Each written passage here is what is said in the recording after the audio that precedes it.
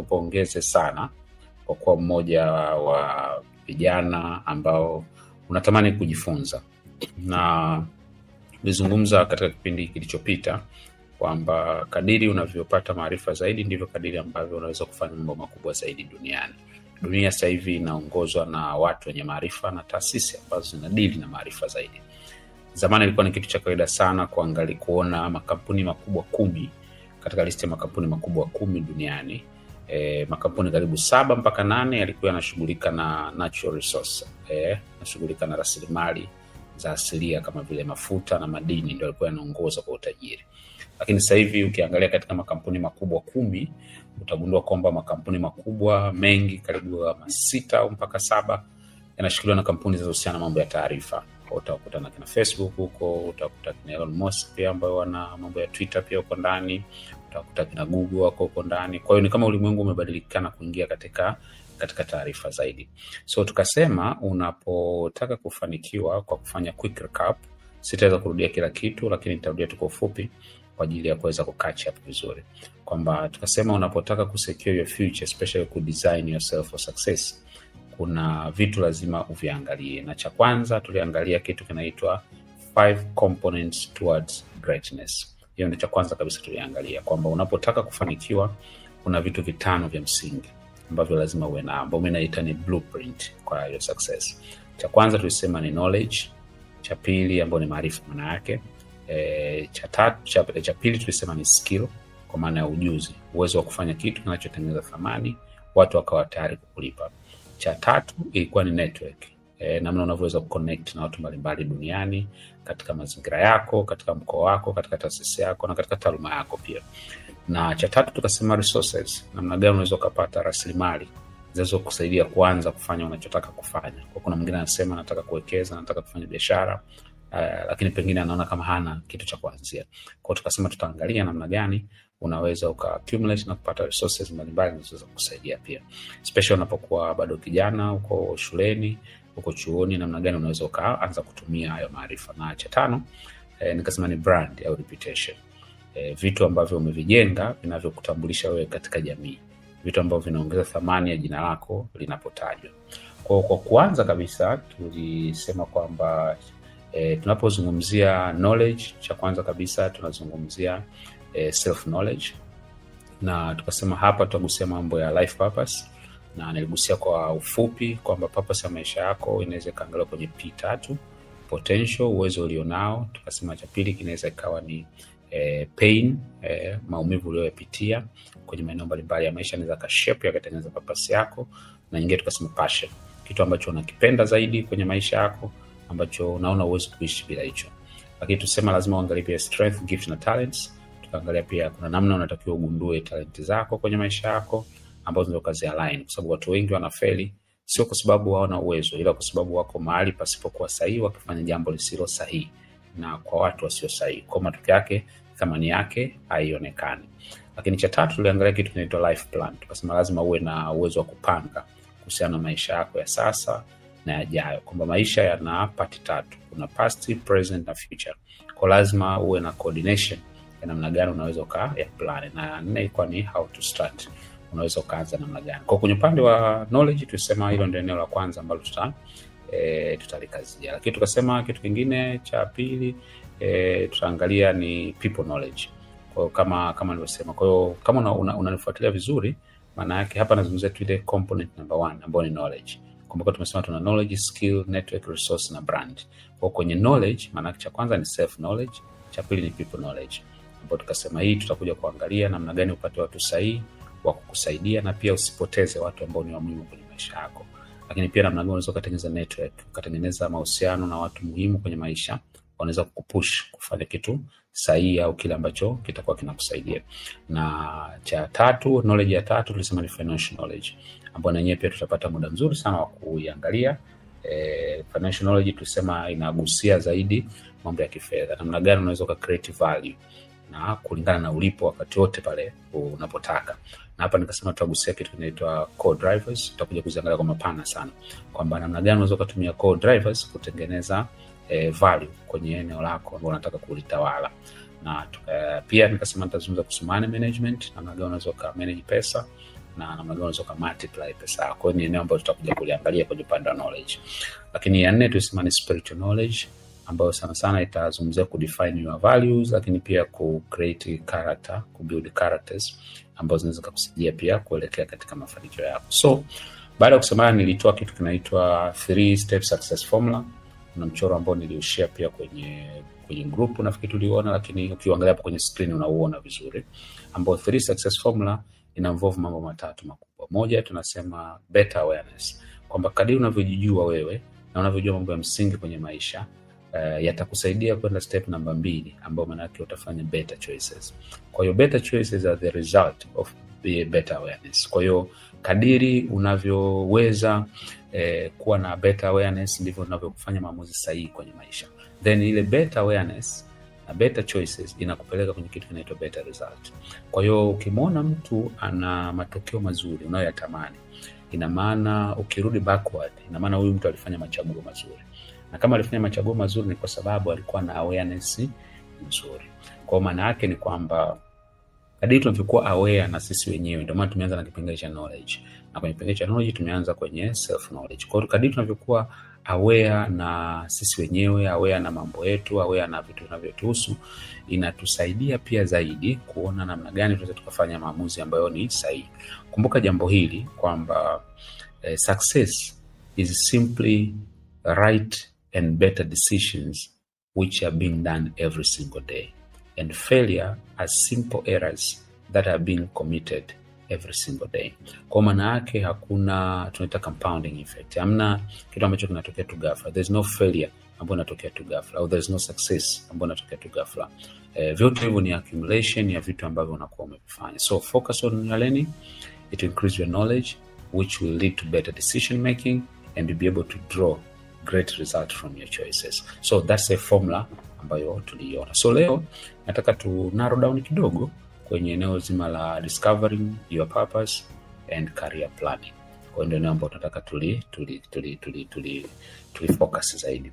So miaka michache iliyopita, kati ya mwaka 2014 mpaka 2019, niliingia kwenye utafiti mdogo ambao ulikuwa unanifanya nitafute kujua baadhi ya mambo ya msingi. Na utafiti huu ulichangiwa na maswali kadhaa ambayo nilikuwa najiuliza mimi, lakini pia hata mimi niliwahi kuulizwa na watu wengine. Swali la kwanza, kuna siku nilikuwa Clouds FM, nilikuwa nahojiwa pale, walikuwa wanajaribu kuangalia watu ambao wamefanya vizuri sana kwenye matokeo yao ya shule, wakataka kuangalia mchango wao katika taifa na jamii zinazowazunguka.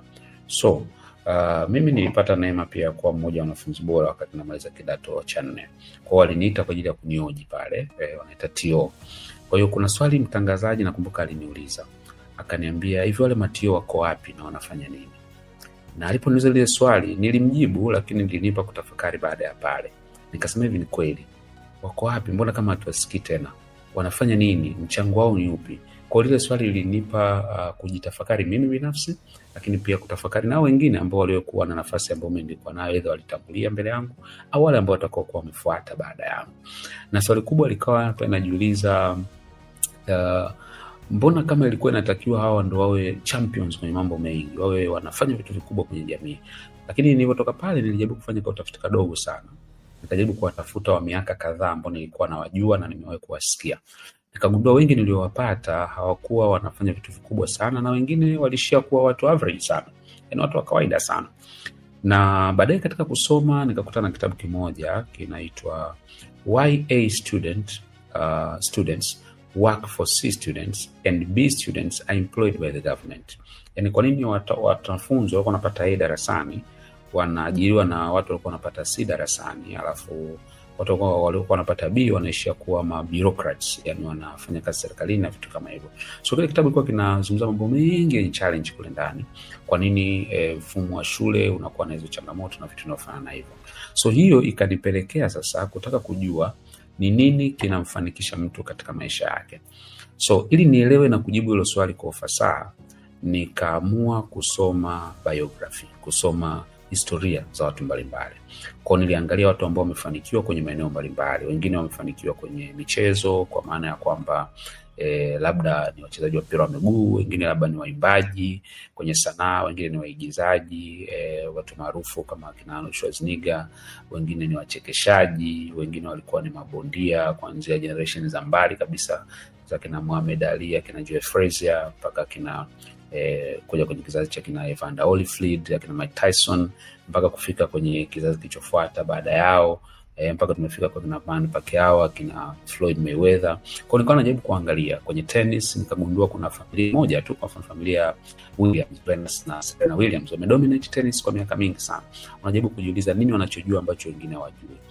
Kina Tiger Woods wamekuwa wachezaji golf kwa miaka nenda rudi, na wanaendelea kudominate hiyo field kwa muda mrefu. Kuna nchi ambazo zinajulikana kwa vitu fulani fulani, kwa mfano ukienda kwa Ethiopia wanaweza kuwa na wakimbiaji wazuri wa mbio ndefu, unakuta hivyo. Brazil wachezaji wa mpira wa miguu wenye vipaji. Sasa swali linakuja, nini hawa watu kitu wanachokijua, wanachokifanya ambacho sisi pengine hatukifanyi katika namna ambayo inatakiwa kufanya. Kwa wakati nafanya ile study kwa miaka ile kama 5 hivi, nikagundua mambo kadhaa ambayo yalinishtua sana, ambayo moja hayo mambo ndio kati ya vitu ambavyo nataka nizungumze leo kuhusiana na discovering your purpose. Moja ya kitu ndigundua, hawa watu waliofanikiwa wanawekeza kwenye mambo ambayo watu wengine wengi wa kawaida huwa hawawekezi, na kwa sababu hiyo hawapati matokeo ambayo walikuwa wanatakiwa kupata. Kwa mfano, kuna utafiti mmoja niliuona ulifanyika kule nchini Marekani na taasisi ya moyo ya Marekani, American Heart Institute, ambayo iligundua kwamba wafanyakazi wengi sana wanafariki siku ya Jumatatu asubuhi kati ya saa 12 mpaka saa 3 asubuhi hapo. Na walipofuatilia sana wakagundua wengi wanafariki kwa magonjwa ya moyo. Sababu kubwa ikawa ni kwamba watu hawa baada ya kuenjoy weekend, kuishi maisha ambayo wangeyapenda na kwenda mahali walikopenda, spending time with the people they love, wanagundua wanatakiwa waende kwenye kazi ambayo haikuwa kazi ya ndoto yao, si kitu walikuwa wanakipenda na sio kitu ambacho walikuwa wanakitamani kukifanya. Kwa hiyo wengi wakaishia kwenye hiyo changamoto. Sasa nikakusanya maeneo 10 ambayo watu wanaofanikiwa huwa wanawekeza. Na yale maeneo 10 ndio chapter 10 au sura 10 za kitabu cha Timiza Malengo Yako. Na ni kitabu ambacho nakirecommend kwa kila mmoja. Kama kwenye darasa ningetamani sana ukisome hichi kitabu. Ni kitabu ambacho kitabadilisha sana mtazamo wako na maisha yako. Nimeandika vitabu takriban 50 sasa hivi, na mtu yote akiniuliza wakati yote kama nisome kitabu chako kimoja nisome kipi, huwa naambia soma kwanza Timiza Malengo Yako, kwa sababu kila chapter ya kile kitabu kinagusia mambo ya msingi au maeneo ya msingi, au katika yale maeneo 10 ambayo mtu yote anatakiwa kuwekeza katika hayo. Sasa katika mengi ambayo niliyasoma, chapter 1 ya kile kitabu nimeeleza katika jambo moja ambalo watu waliofanikiwa wanawekeza sana, ni kugundua kusudi la maisha yao. Yaani kama kuna swali wanaweza wakalijibu kwa ufasaha, ni ukimuuliza kwa nini ulizaliwa, ulikuja kufanya nini duniani.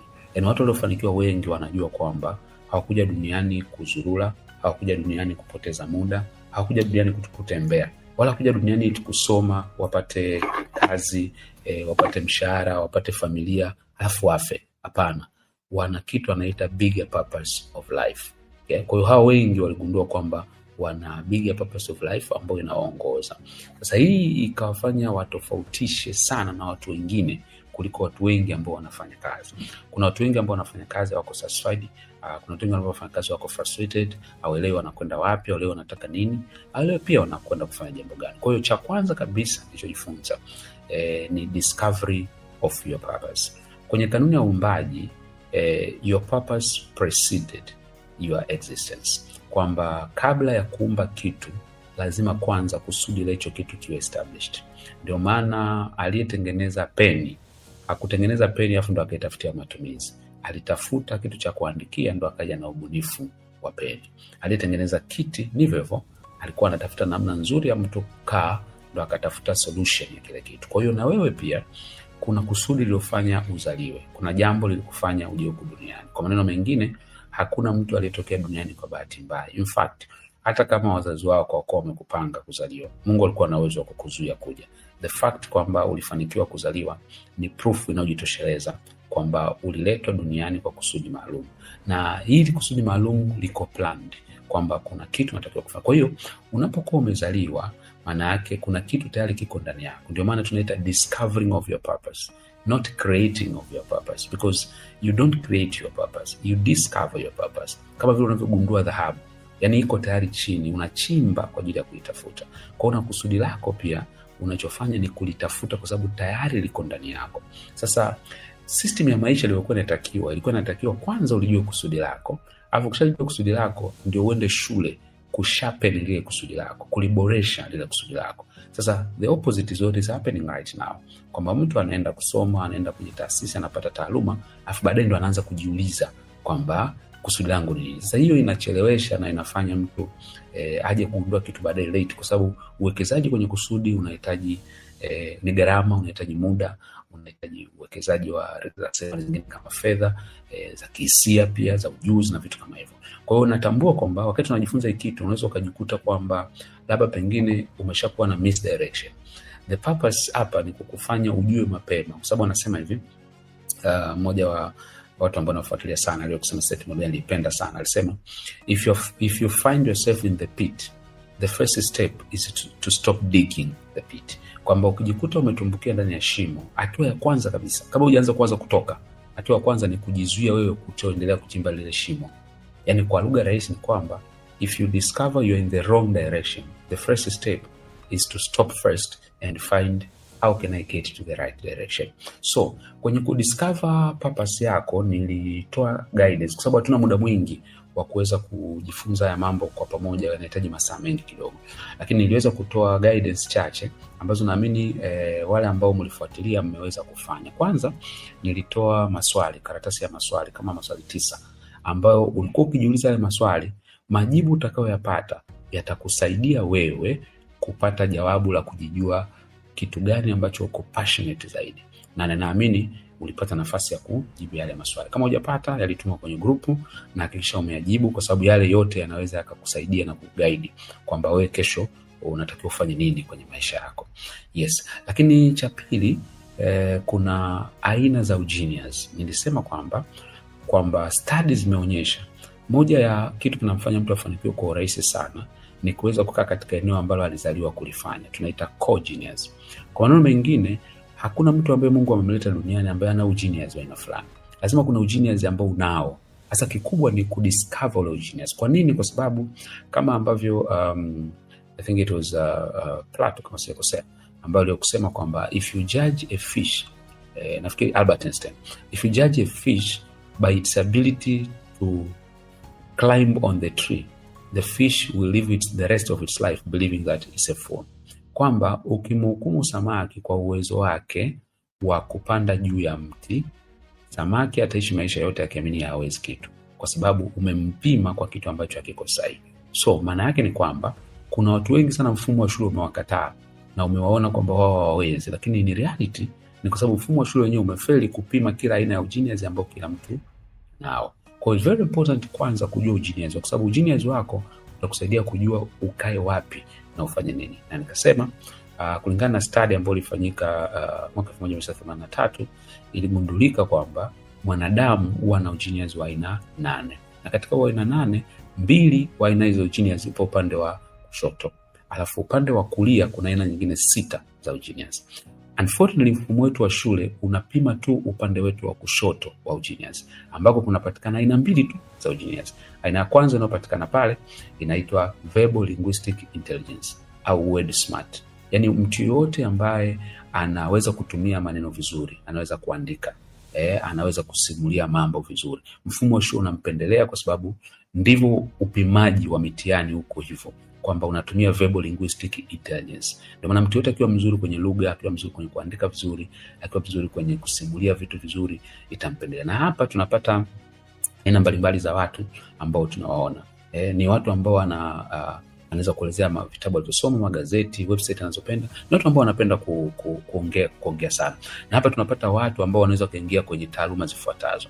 Verbal linguistic anaweza akawa mhariri kwa maana editor, anaweza akawa mwandishi wa vitabu, anaweza akawa mwalimu, anaweza kama mhubiri au imam au kiongozi wa dini, anaweza kama mwanasiasa, anaweza kama mtangazaji, anaweza kama mshereheshaji MC, anaweza kama mwigizaji, anaweza kama mtu wa masoko kwa maana marketing and sales. Kwa hiyo ni aina ya kwanza ambayo wewe unatakiwa ujitafakari na kuangalia uwezo wako kama upo kwenye ile eneo. Lakini aina ya pili ya genius tukasema inaitwa logical mathematical intelligence au tunaita number smart. Na hii pia inapatikana upande wa kushoto wa brain yako, kwamba mtu yote ambaye ni mzuri kwenye kujua sana sababu, anatengeneza logic kwa nini hiki kimetokea, kwa nini hiki hakijatokea. Wanaongozwa na akili zaidi kuliko hisia, wanajua sababu za kufanya kitu fulani, lakini pia wanapenda kufanya hesabu za mambo mbalimbali, aidha kwa kichwa, ni wepesi wa kujua hesabu za mambo kwa haraka haraka. Ni watu wenye mipango mingi sana, hata kama waifanyi kazi, lakini utakuta wana mipango mingi sana, wanaweza kufuatilia mambo mbalimbali pia na vitu vinavyofanana na hivyo. Lakini pia kingine, wanapenda kuweka vitu katika makundi, au ni watu ambao wanapenda watakoleza aina fulani, rangi fulani, watu wa namna fulani, wanagawanya vitu kwa namna hiyo. Wanapenda kutumia namba, wanapenda kutumia data zinazoambatana na maelezo pengine ya kisayansi, mambo yanayofanana nayo. Hawafanyi vitu hadi wanapenda wameridhika kwamba viko kamili, ni perfectionist ya watu. Kwa hii pia inatengeneza aina mbalimbali za watu walioko katika taaluma, wakiwemo kama wanasayansi mbalimbali ambao tunaona wote wanaangukia kwenye hili kundi pia.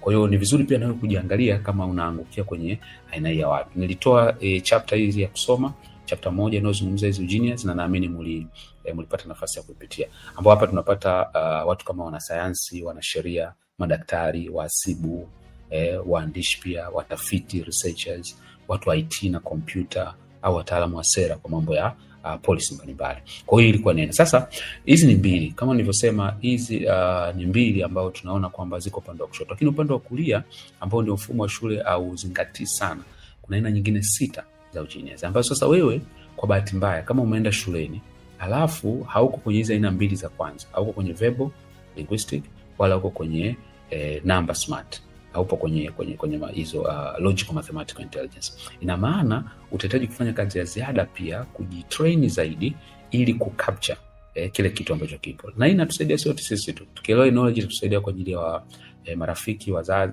watoto na watu wanaofanana. So aina ya 3 kuna kitu kinaitwa spatial intelligence au inaitwa picture smart. Picture smart hao ni watu ambao ubongo wao unashika matukio sana kwa picha. Kwa mfano, wanakumbuka matukio mbalimbali kwa kuona zaidi kuliko kusoma. Kwa maana yake watakumbuka rangi. Mtu ni rahisi sana mtu hivyo kuambia rangi za nguo za watu walizovaa, majengo, hali na gari lake na rangi fulani. Anapenda sana kuzungumza vitu kwa lugha hiyo. Wanaweza kuelezea vizuri kwa namna ambayo hata yule anayesikiliza akaweza kujenga pia picha ya kile ambacho wanakiongea. Lakini pia wanapenda kuchora picha mbalimbali. Hata kama sio wachoraji wazuri, lakini unakuta hata akiandika kama ni notebook, kama daftari, unakuta anapenda kuchora. Lakini pia kwenye maisha ya kawaida unakuta anapenda kumechisha rangi za mavazi mfano, au nyumbani, simu na cover na vitu kama hivyo. Wanapenda kuona picha, wanapenda film, kuangalia movies na mambo yanayofanana nayo. Wakienda kwenye harusi kuelezea picha zilivyokuwa zimependeza, sherehe ilikuwaje, viatu, msimamizi wake na mambo kama hayo. Yaani ni watu ambao wana kumbukumbu sana ya maeneo mbalimbali pia. Yaani wakienda sehemu moja hawapotei kirahisi. Yaani anaweza akaenda mara moja lakini akakumbuka bila kusababisha kurudi baadaye. So hii inaweza kutengeneza aina nyingine za profession. Na ukijua maana yake unaweza kaangukia katika hizi aina. Kwa mfano, inaweza kutengeneza mbunifu wa mavazi, fashion designer, muuzaji wa nguo. Maana yake mtu hivi akifanya biashara ya nguo anaweza kufanikiwa sana.